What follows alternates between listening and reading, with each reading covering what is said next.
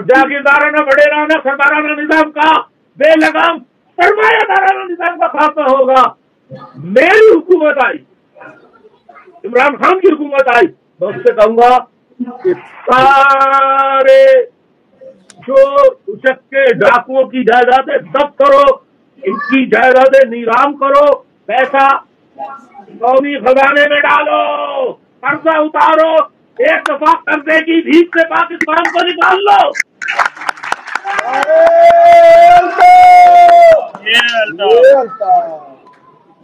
تاکہ بھارت کی طرف سے پاکستان بھی گئے کہ بیٹا ہمارے پاس بھی ایٹم بم ہے, آؤ تم پاکستان کو تباہ کرو, ہمارے پاس جتنے ایٹم بم ہیں وہ ہم آپ کے یہاں پیش کر دیں گے, تحفے میں دے دیں گے.